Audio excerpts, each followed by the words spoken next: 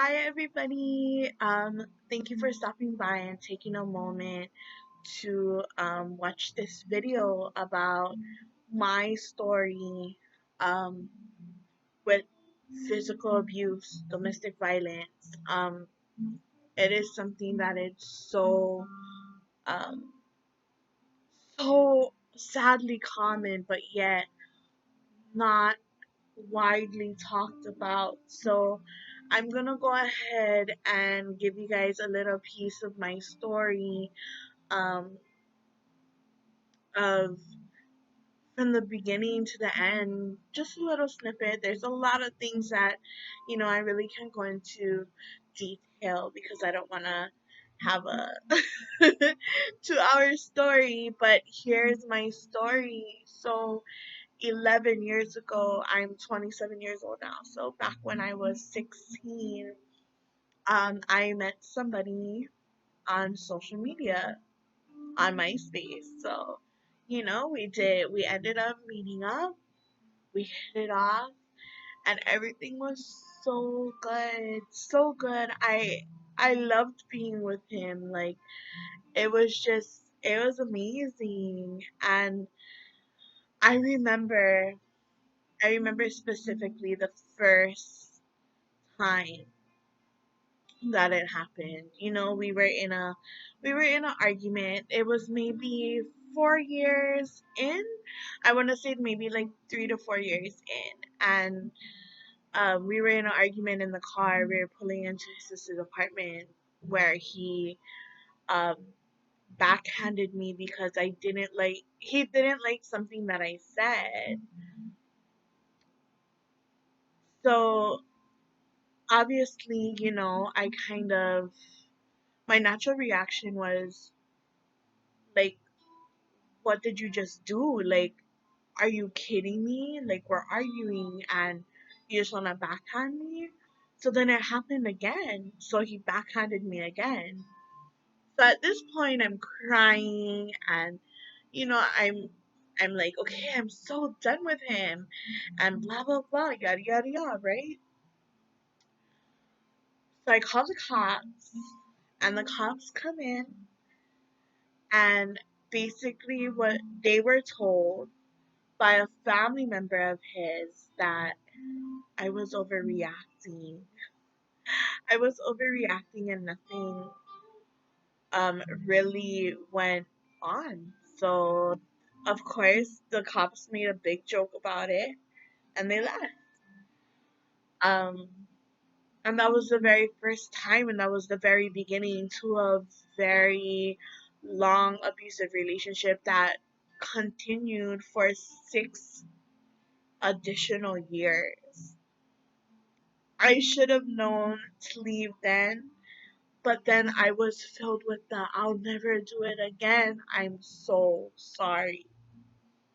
I'm so sorry. So of course I went along with it. I I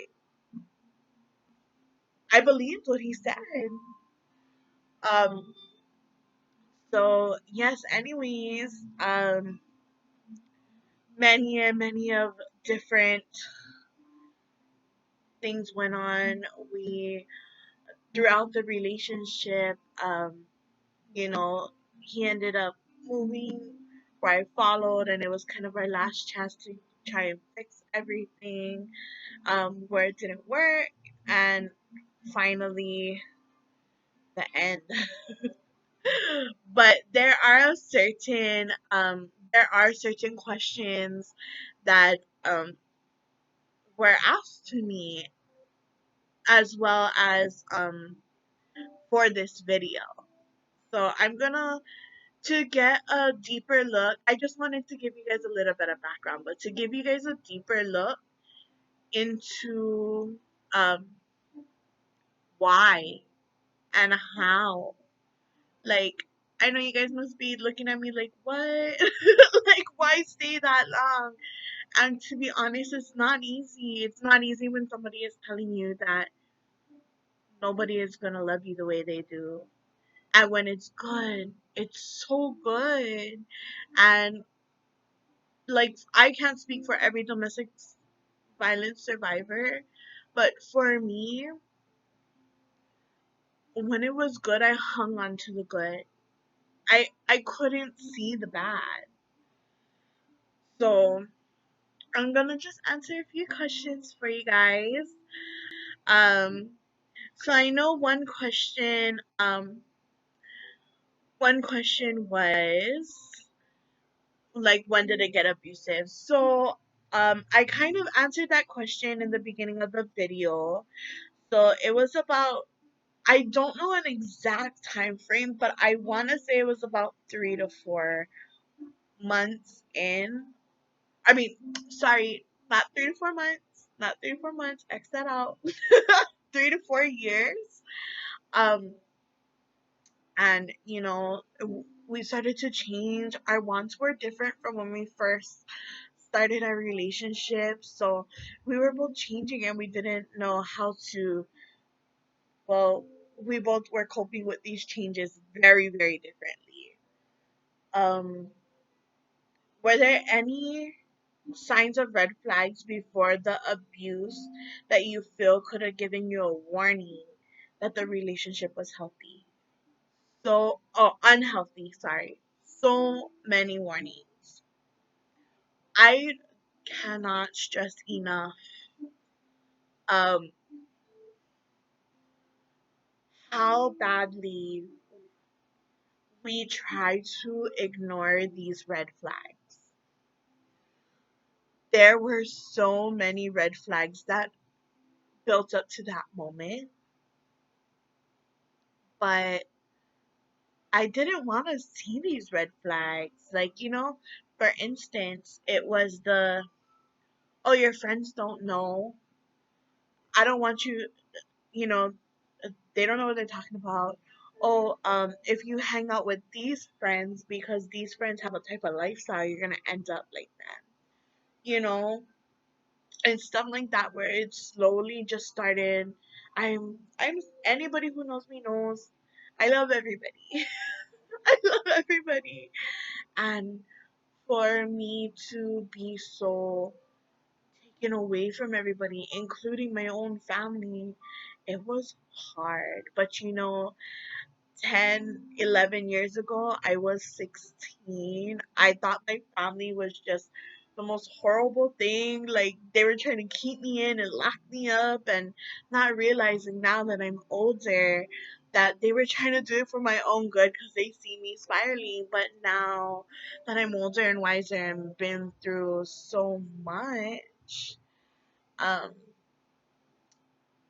I can see they not only did they see the red, or did I see the red flags, they seen it as well.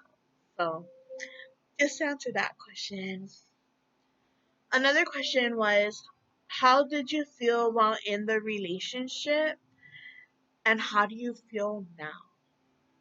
When I was in the relationship, I'm not gonna lie, it wasn't all bad. It wasn't all bad. And I had amazing moments. We had amazing moments. But most of the times, I'm gonna say as a whole, I felt really alone. Really alone because I didn't share much about my abuse with many people because I knew that it would lead to um judgment. I I knew that it was gonna end up being just me at the end because only I can make the decision to leave. And so I decided not to talk to anybody about it. So I felt so alone and so closed off that it was hard. It was really hard to like even hang out with friends, just to hang out with them, because when they asked how you're doing, I would have to lie. I'm doing good. That was my response. But really, really, I wasn't.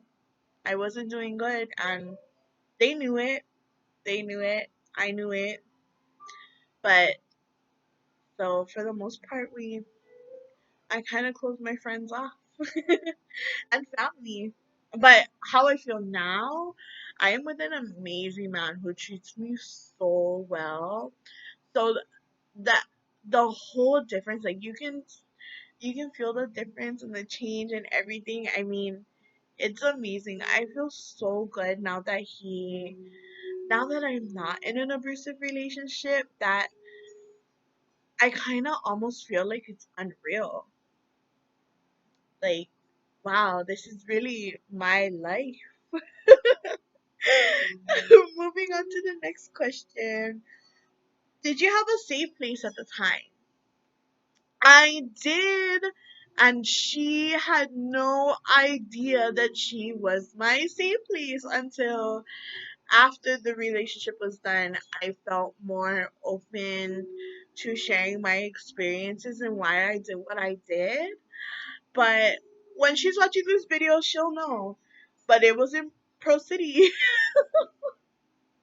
or I am sorry, and I had a safe place. I knew that if I called her, I would be able to come over at any time and any day, and I really used that. Um, and yes, it was just like, thank goodness that, I mean, she didn't know what was going on, but she had my back, so I did have a safe place. Um, and so next question was, were you able to, or did you seek any support? No. And sadly, it goes back to me feeling alone and not wanting to be judged. And now looking back on that, I really wish I would have sought out the support that I needed to get. I really needed this support system of people, but I didn't get it because I was so afraid to let people into these walls that I built so well to block everybody out of. Um, but my advice to anybody going through it is to seek the help.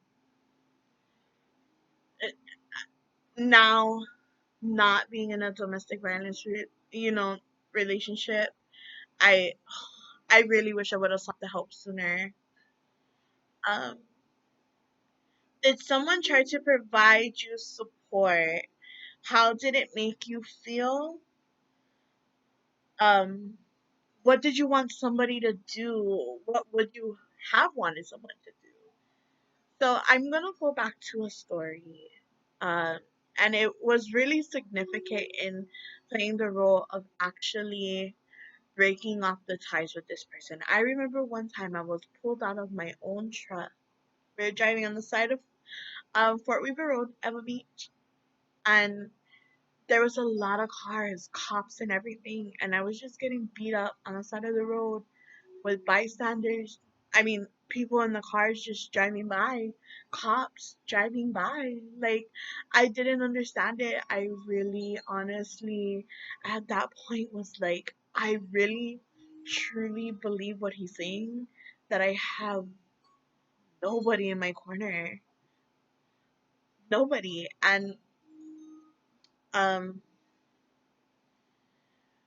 people always, going back to the first question, people always would try to provide support. And I didn't take it because nobody really knew what was really truly going on. There was a few, but not many. And I made it like that. Like I said, I put up these walls that I wish I didn't put up, because I would have been out of this relationship a lot sooner than I did. But yeah, I really wanted somebody to be that hand, to be like, hey, you're gonna be okay. You're you're gonna be amazing one day. Like, if somebody would have just said those little things, I I wouldn't, well, I can't say I wouldn't, because it takes you to be strong to leave. But I definitely wish that I could have had resources to leave. Um, okay, so this is another question. Knowing what you do now, what would you say to yourself back then? I would say to keep going,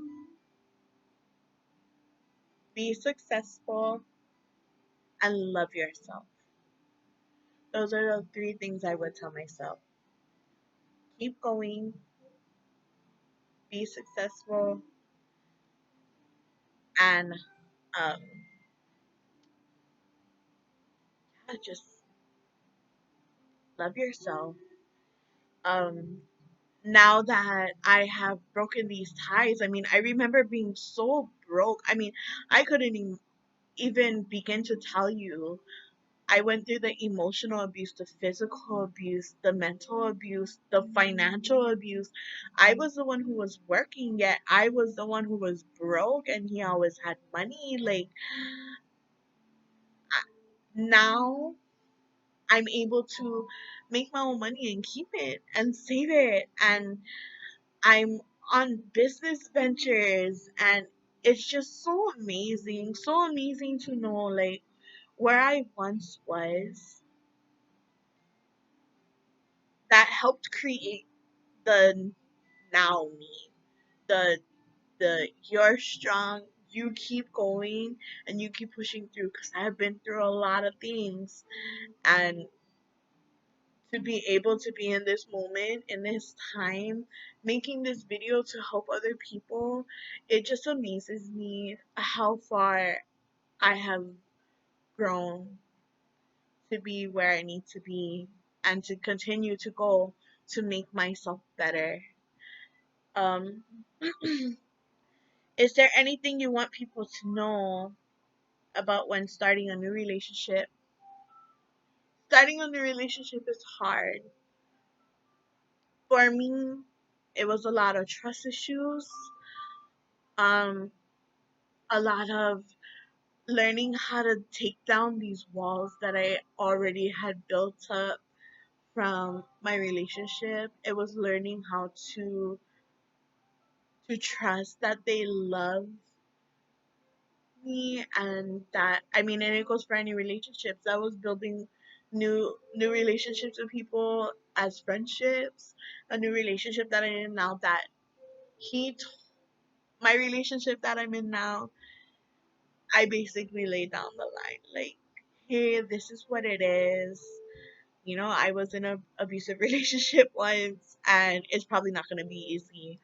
And there are times that it's not easy, um, but I learn something new every day. So does he. Um, but you just have to learn how to retrust again, and learn how to pick people that are not in reflection of your old relationship to try and fix it. You can't fix people if they don't want to be fixed. And um yes, so just be able to learn how to trust, get the help if you need the help. Like, there's literally so many resources that I'm sure you guys can reach out to Love Pono, or state agencies and stuff. There are people who have been through what you have been through, and it's amazing the type of support that you can gain from these people. um and I just want to say, um if you ever encounter something like this where you're seeing somebody get beat up, be that one to call the police. Like, if I had somebody like that significant time um on Fort Weaver Road, I just wish one person could have said something or did something. Like, I don't expect people to put themselves in harm's way, but just to pick up the phone and call 911, that's all it takes. Because I know now that being in this situation, I will be the first to call 911. I've actually done it a couple of times. So, um, Yes, I just wanted to say thank you to Love Pono for letting me letting me tell my story and reach out to people. Um and I just want to say, for anybody who's silently in something like this, like, you're not alone. If you need to reach out, reach out. And I'm definitely here to be an open ear, no judgment. There's many other people. I know Kyan on here. We know each other personally. We actually kind of helped each other through our abusive relationship, and we're both kind of going through it at the same time. Uh, driving to work together and stuff. Oh my god, fun days. But anyways, there are people that wanna help, wanna listen. So yes, and if you guys are not in an abusive relationship and you guys are a bystander, please don't be afraid to reach out to the police. Do it. Definitely don't put yourself in harm's way, but please be that one that is not afraid to call the cops and not let somebody get beat up. And I'm fortunate to not have gotten beat up to the point where um I ended up dead. And in some cases it happens like that. So yes, guys, thank you, Love Pono. Thank you, everybody, for letting me share on this week's Domestic Violence Awareness Month, guys. Please spread the word and be vocal. Be vocal, because we can change at least one person's life by sharing these videos, okay? But see you guys later. Bye.